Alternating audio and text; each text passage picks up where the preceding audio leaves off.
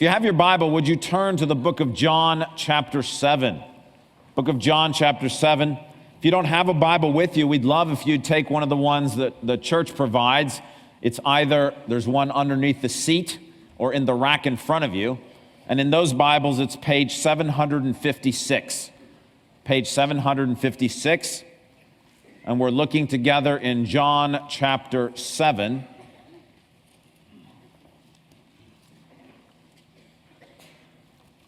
I'm going to begin reading in verse number 1. John chapter 7, page 756. After this, Jesus went around in Galilee, purposely staying away from Judea, because the Jews there were waiting to take his life. Jesus is avoiding the city of Jerusalem, because the last time he was in the city of Jerusalem, he performed a miracle. And as a result of that miracle, the Jewish leaders were wanting to kill him. Verse 2, but when the Jewish Feast of Tabernacles was near, Jesus' brothers said to him, "You ought to leave here and go to Judea, so that your disciples may see the miracles you do. No one who wants to become a public figure acts in secret. Since you are doing these things, show yourself to the world." For even his own brothers did not believe in him. You ever had the experience where someone in your family made fun of you for your faith in Christ or gave you a hard time for being devoted? Well, Jesus has had that experience as well. His brothers, although they're younger than he is, are mocking him. They've not yet come to the point of realizing that he is their Savior as well. And so what they're saying to them is, "Hey, Jesus, you're always interested in people following you. You want to be popular. Why don't you go to Jerusalem? It's the Feast of Tabernacles. You should go up there, put on a big show, and you'll have lots of people's attention." Now, the Feast of Tabernacles that they mention is a very important celebration. As we said, we have been trying to give you a flavor or a feel for what it might have been like. But it's an important part of the background of what's happening in John chapter 7. This is the only place in the Gospels where the Feast of Tabernacles is mentioned. So what we want to do this morning is, at least for the first half of the time I'm sharing with you, is really spend some time talking about this Feast of Tabernacles. It's not something that most of us know much about. So this morning we want to look at what is the Feast of Tabernacles? How did they celebrate this during the time of Jesus? And what was this ancient Jewish feast designed to signify for the Jewish people? The more we understand that, the background of the Feast of Tabernacles, the more we'll understand what's going on in John chapter 7. So let me try to explain, first of all, what is the Feast of Tabernacles? Well, in ancient Judaism, they had a holiday schedule, just like we have a holiday schedule here in America today. If I showed you a calendar with their holidays sort of superimposed over the months of our year, their festival season would look something like this. Now, these are just the biblical festivals, so they don't include things like Hanukkah and other things that came later. But early on, there were 5 holidays or festivals that were given to the Jewish people. They began in the springtime with Passover, and they culminated, sort of the end of the holiday season was the Feast of Tabernacles. It was the last and final holiday of the year. For this reason, if I was going to describe the Feast of Tabernacles to you in modern day language that Americans might understand, I would say the Feast of Tabernacles is essentially a combination of Christmas and Easter. Thanksgiving. Christmas and Thanksgiving. It's like Christmas because it's the big celebratory event that comes at the end of the year. It's the big blowout celebration. Everybody participated in the Feast of Tabernacles. They went to the city of Jerusalem to celebrate there together. It was the time of great joy. In many ways, the major work of the year was done. This was an agrarian culture. The crops had been harvested. The major work had been done, and people were getting together to celebrate. And because it was such a celebration, it was incredibly popular. By far and away the most popular feast in the Jewish calendar. In many ways, it was like Christmas is for us. Christmas for Christians is not the most significant holiday in our year. Easter is. What Easter signifies is the most significant event, but Christmas is certainly the most popular. It's the one everybody wants to celebrate. It's full of joy and excitement and rejoicing. So too for the Jewish people. The Feast of Tabernacles is not the most significant event in their holiday season. That would have been Passover. But the Feast of Tabernacles was by far and away the most popular. Everybody wanted to celebrate and participate in the Feast of Tabernacles. So in that way, it was really a lot like our Christmas. It was also like Thanksgiving in the sense that it was a harvest festival. What people were doing is they were getting together to celebrate that God had provided for them food. They were celebrating that God had given them amount to live on, that their crops had produced, and so the growing year was done. Everything had been harvested. And so what they did is they got together and they celebrated God's goodness to them and his provision, and they were thankful that God had provided for them. So the Feast of Tabernacles is really like Christmas and Thanksgiving together, a big, joyous celebration that everybody participates in which they are thankful to God for how he's provided for them over this past year. That's what it was. How did they celebrate it at the time of Jesus? Well, during the time of Jesus, to celebrate the Feast of Tabernacles, what you did is everybody left where you lived, your home, your possessions, all your stuff, and you took a pilgrimage to Jerusalem. And there you built a temporary structure, a sukkah, and you lived in this tent-like structure for 7 days. Essentially, all of Israel went on one giant camping trip to Jerusalem. And while you're there, there's lots of food because the harvest has come in, and there's plenty of food for everyone. So think of it as one giant tailgating party.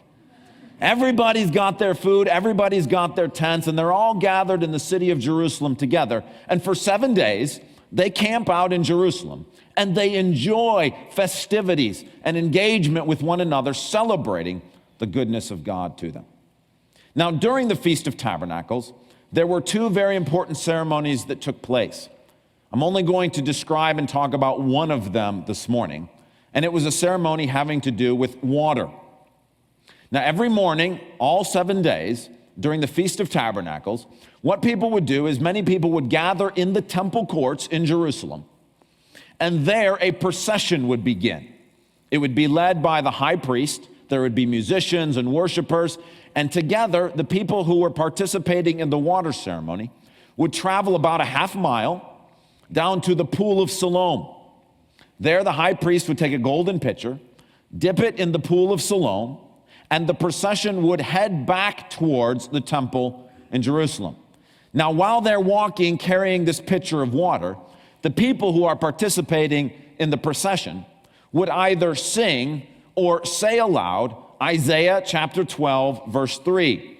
With joy you will draw water from the wells of salvation. They would sing that together. The priest would then lead them back into the temple precincts, and he would lead them to the altar. He would then ascend the stairs of the altar, take the pitcher of water, and pour it onto the altar. While he was doing that, the people who had gathered around would shout aloud Psalm 118:25. O Lord, save us. O Lord, grant us success. This was the water ceremony celebration that the people were going through. And this is what they did every morning of the 7 days of the Feast of Tabernacles. They gathered together like a big giant tailgate. And then in the morning, they would go on this processional where water would be poured out finally on the altar of God in the temple while people were shouting aloud, O Lord, save us. O Lord, grant us success. Now, what did this feast signify? I mean, what was the point? Why did they do all of this stuff? Why did God give them instructions to celebrate this Feast of Tabernacles? Well, first of all, it was called Tabernacles, or the Feast of Tabernacles, because it recalled a time in Israel's history after they had been set free from captivity in Egypt. If you remember, God led them out of captivity in Egypt, and they lived in tents in the wilderness, or tabernacles. It's just a fancy word for tents. They were on a camping trip. And if you remember, God himself had his own tent. It was called the tabernacle. And God camped in their midst, and he dwelt among them, and he was present, and they could see him, and there was a pillar of fire and a cloud that they could follow, and his presence was tangible and real, and he was in their midst. And if you remember that as he was leading them through the wilderness, where there was no food or water, God himself, because he was present, provided for them bread from heaven and water that came from a rock. That's where the water ceremony part came from. See, the Feast of Tabernacles was all about God's presence with them, much like Christmas is. At Christmas, we celebrate that God has become present among us in the person of Jesus.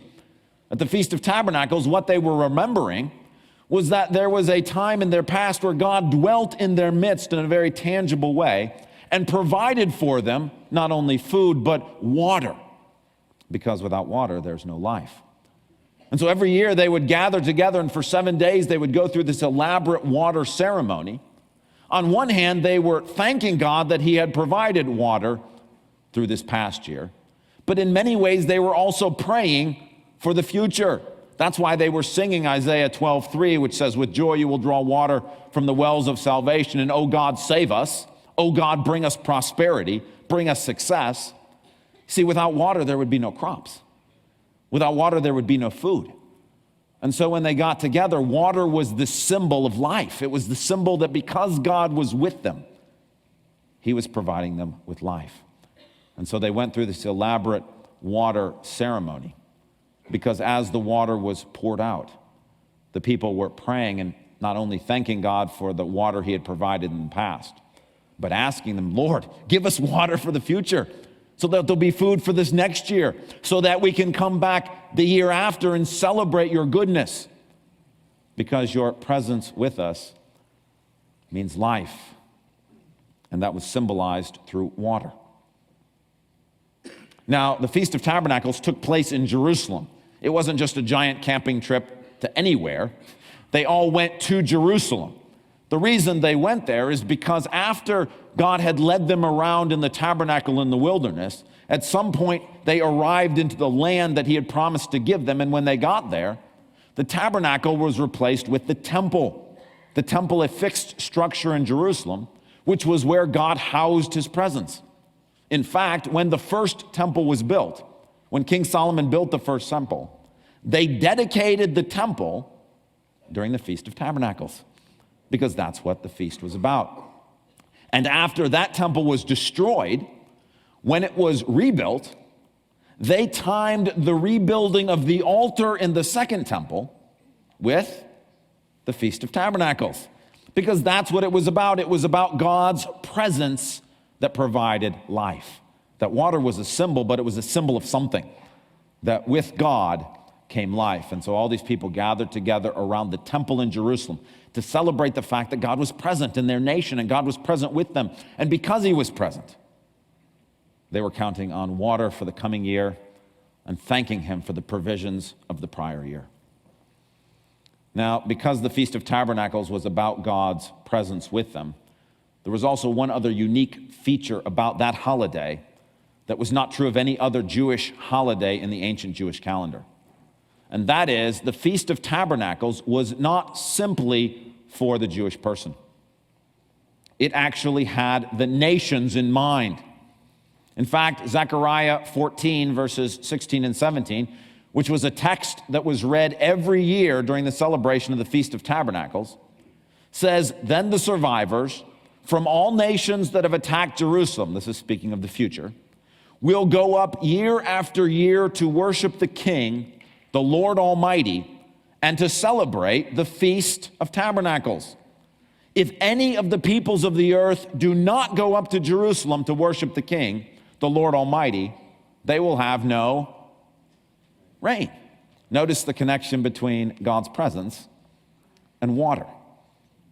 and the Feast of Tabernacles and rain. It's a celebration that when God is present with us, he provides life. And in an agricultural culture, life is water. There is no life without water. So to sort of summarize, the Feast of Tabernacles was really like Christmas and Thanksgiving thrown into one. It was a big, giant celebration where people got together and thanked God for all his provisions this past year and prayed that God would continue to provide for them. The centerpiece of that celebration was a water ceremony whereby people got together and they were praying that God would be present with them as evidenced through the water that was provided so that the crops might grow, so that they might have a celebration.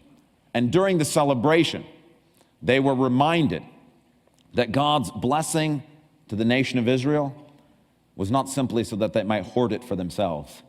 See, God had chosen Israel not because they were special, but because he wanted to bless the entire world. And so he picked one nation to allow his presence to dwell there so that people might see that when God is in your life, when God is in your nation, blessing comes and others might be drawn.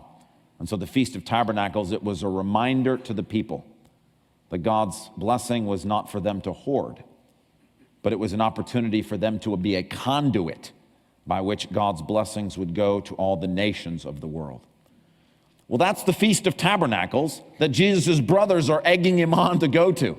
After all, everybody is going to be there. It will be the biggest celebration of the year. And so they say to him, "Come on, Jesus, why don't you go?" And he does go. Not publicly like everybody else. He doesn't show up on the first day. But look in verse number 14. Jesus is not interested in doing things the way his brothers think it ought to be done.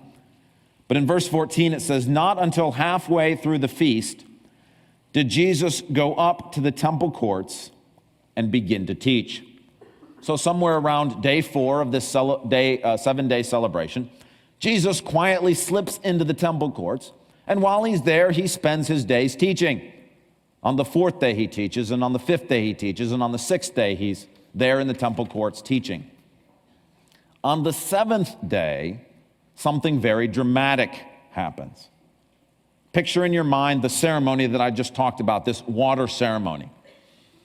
Remember, there is a procession down to the pool of Siloam, and the high priest grabs a golden pitcher filled with water. And as he's coming back towards the altar, all the people are singing together, "With joy you will draw water from the wells of salvation." And he gets to the altar, and he pours out the water on the altar. Now, it's the 7th day, the final day of the feast. And on the 7th day, this was known as Great Salvation Day. And something slightly different happened every year on the 7th day. And what happened was when the water was poured out, the people shouted out Psalm 118:25, not once, but 7 times. This was in memory of the city of Jericho and God's provision there. And they pour out the water, and the people are yelling out, "Oh Lord, save us. Oh Lord, grant us success." And envision in your mind in the temple, thousands of people. Outside in Jerusalem, there are hundreds of thousands of people camped together. And in the middle of the temple courts, thousands of people have gathered around. The water's being poured out, and they're shouting out with great joy and great celebration, "Oh Lord, save us. Oh Lord, grant us success." 1, 2, 3, 7 times, and they're shouting aloud. And then suddenly, after the shouting is done, there is quiet. And a man stands up. If anyone is thirsty, let him come to me and drink. Whoever believes in me, as the scripture has said, streams of living water will flow within him. Do you think that would get your attention? If in the middle of a very serious, focused moment, somebody stood up in another part of the area and shouted in a loud voice, "If anyone's thirsty, he may come to me." If while you're pouring water on an altar, asking that God would save and bring prosperity, as soon as that is done, a man stands up and shouts out, "If anyone is thirsty, let him come to me and drink." Now, normally in the temple, if you were a teacher, you stayed seated. It was a position of honor, and people gathered around you. But notice what it says in chapter 7, verse 37. On the last and greatest day of the feast, Jesus stood and said in a loud voice, "If anyone is thirsty, let him come to me and drink. Whoever believes in me, as the scripture has said, streams of living water will flow from within him." See what Jesus is doing? Every year, year after year in the temple courts, they went through this ceremony whereby they gathered a pitcher of water and they said, "With joy you will draw water from the wells of salvation." And when the water's poured out on the altar, the people would cry out, "Oh Lord, save us. Oh Lord, bring us success," praying that God would provide them with water. And then one year, a man stands up in the middle of the temple and says, "I'm the answer to your request. What you've been praying for all these years. Yes, God's provided physical water, but I've now come to provide you with salvation. Not just food to feed your belly, but salvation for your soul." Can you imagine what that would have been like? To be there and to be begging God, "Save us. Bring us success." And Jesus stands up and says, "Your prayers have been heard. I'm come as living water. Anyone who is thirsty, let him come to me and drink." That would have been pretty cool. The question is, what does that have to do with us today? I mean, that's a very interesting Jewish celebration. And you can still find Jewish people today going through the Feast of Tabernacles. And I'm sure it was very stunning on the day in which Jesus stood up and said, "I am living water." But how does that affect you and I today living here in Grand Rapids, Michigan? Well, I think there are 2 points of application for us today. The first is for those who are not yet believers in Jesus Christ. See, in the Feast of Tabernacles, water was the symbol of God's presence and of life. With no water, there's no life. Now, many of us here have not had the experience of going through a drought. We don't get a lot of droughts in Michigan. That's one of the few upsides to the fact that the sun rarely shines in our part of the state. But Lisa and I used to live in Texas. And in Texas, you get droughts. And when it's summer and 110 degrees outside and it's not rained for weeks, you are reminded that when there's no water, there's no life. Life cannot exist without water. But there are some of you here this morning who are listening to my voice, for whom really the only way we could describe your life at this moment is that it's in the midst of a spiritual drought. That there is a dryness, a lack of joy, that there is a pain that has come in your soul, and it's a drought. And that you're thirsty. And there's no other way to describe that ache in your soul except a thirst. And maybe you've tried to quench that thirst with money, or with relationships, or with success, or with fun, or whatever it might be. But that soul ache, that drought, that dryness is still there. Well, I have good news for you. What Jesus says is anyone who's thirsty, anybody, not just the moral person, not just the good person, not just the person who's listened for a long time, anybody who's thirsty can come to me right now and have water for their soul. See, the amazing thing about having been there 2,000 years ago would have been that there you are crying out to God and immediately he answers. And one level you're saying, "Oh Lord, save us," and then somebody says, "Okay." But the same thing's happening this morning. You may not have said anything verbally, but maybe your soul is crying out, "God, please, I'm thirsty." Your soul is crying out in drought. And what Jesus is saying to you right now through my voice is, "Okay, I'm here to save you." You've been crying for something to quench your thirst, here it is. And just like the people in the temple 2,000 years ago, God is answering your prayer this morning directly. And Jesus is saying to you, not my words, his, if you are thirsty, come to me, and I will give you water to drink for your soul. The second point of application is for those of us who have placed our faith in Christ, who have had God wash over us with the water of salvation. The point of the Feast of Tabernacles is that God was not simply interested in quenching Israel's thirst. He wanted to use Israel to quench the thirst of the world. That the point of the Feast of the Tabernacles was it was not just for the Jewish people, it was for the nations. So it is with what Jesus is saying. Look in verse 38 and 39. Whoever believes in me, as the scripture has said, streams of living water will flow from within him. Not from Jesus. Now that's ultimately where they're sourced. But from the person who believes. That one of the consequences of believing is that you become a fountain of water, a conduit by which God quenches the thirst of the people around us.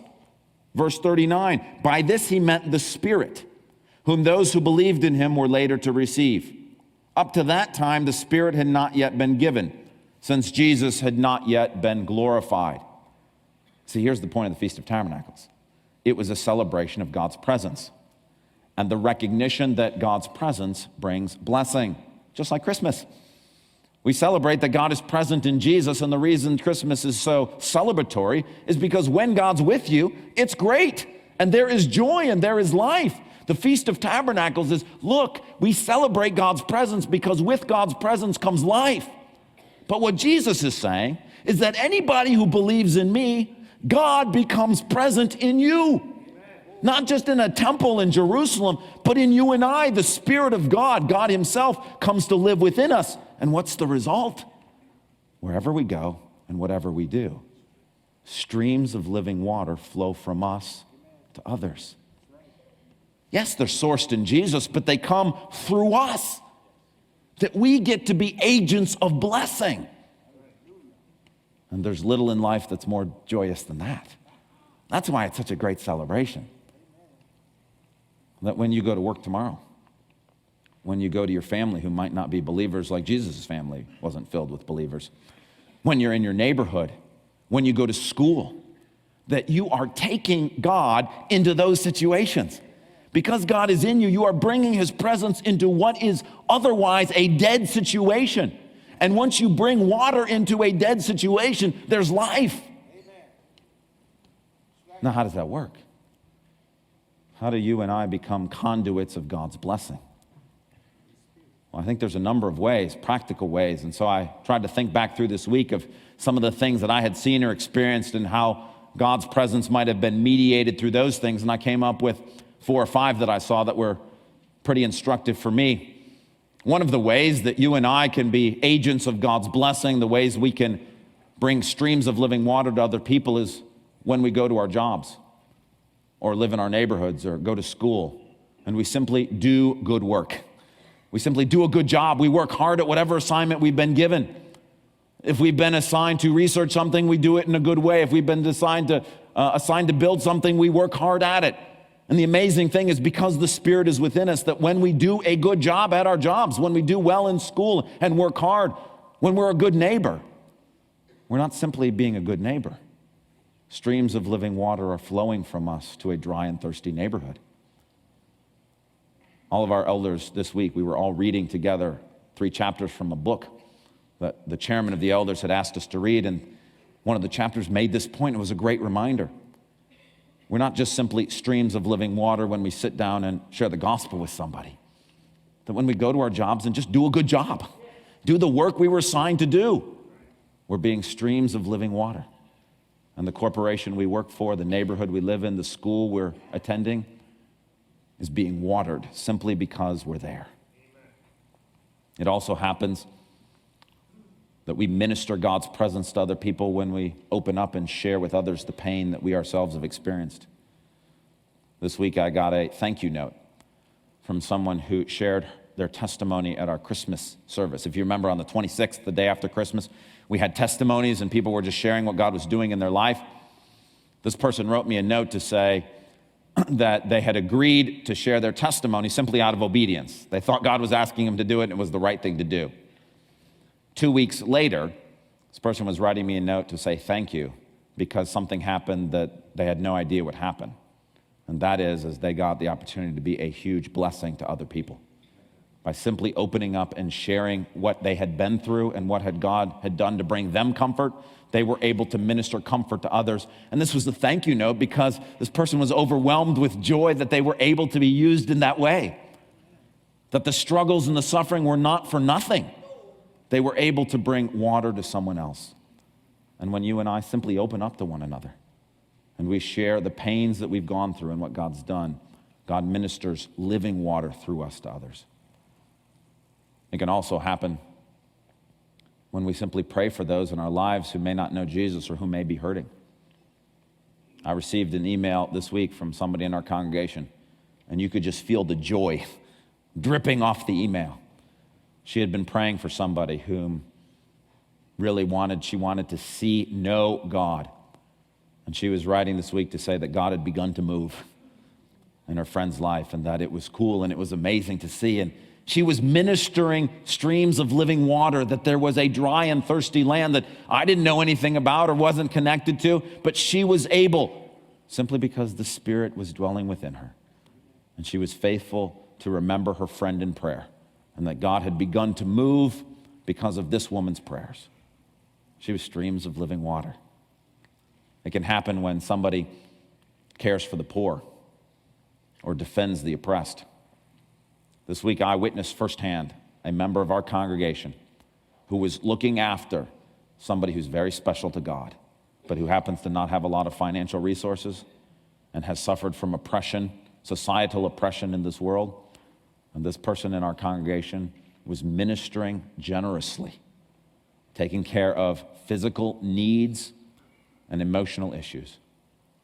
And it was beautiful to see. You could almost see the living water flowing from God through her into this person's life. And in the dry life, water was coming. It's great. It's full of joy when we do that. We can also minister God's presence to other people when we do what Ron and Jackie Barker are doing and are going to be doing. Ron and Jackie are sitting down here in the third row. They've been part of our congregation at Calvary for a long time. Ron worked at UPS for 30 years. And together, he and Jackie have done a fantastic job raising a family, ministering in other contexts, and here at Calvary Church. Not too long ago, Ron lost his job through a variety of circumstances. But as God is so faithful to do, he takes a negative and turns it into a positive. And through the loss of a job, God answered a heart's desire that Ron and Jackie have had for years. They wanted to spend more time doing something significant with their life and ministering to people. And through this event, God has called them into full-time work that they might minister with the navigators on the campus of Grand Valley State University. And in just a minute, we're going to have a chance to have Ron and Jackie come up here, and we're going to pray over them and commission them. But that's another way in which they can be streams of living water, that God takes us and gives us opportunities to do meaningful kinds of things. And I've told you, many ways you're much like what the Feast of Tabernacles is all about. That during these 7 days, people left behind their possessions and their land and their money and all of that stuff. And they came and lived in temporary housing to remind themselves that what brings blessing in their life is not all that stuff. It's God. That if you've got a tent with God, you're doing just fine. You got a house with lots of land and lots of money and lots of servants and no God, you're dry and you're dying. And the Feast of Tabernacles was a reminder that all you need is God. And for Ron and Jackie, you guys are throwing yourself into the arms of God. And you're leaving behind a life that you know well, and you're going into something you don't know as well. Well, that's the formula for success. Because when God is present in your life, you will minister streams of living water. And the great thing about this passage is it's a guarantee. It doesn't say you have to do stuff to turn yourself into a fountain. It says, whoever believes in me. This is the natural consequence. Yeah, there are things we can do to screw this up. There are ways that we can quench the Spirit or keep him from ministering, but the default state is for him to minister through us even when we don't know what's happening. That the default state when we go to work or in our schools or in our families or in our neighborhoods is that God, even while we're sleeping, is ministering living water to the places we are. It's the default state. And that's good news. Is that not only did God quench our thirst, he's made it possible for us to be agents of thirst quenching in a very dry and thirsty world. Amen.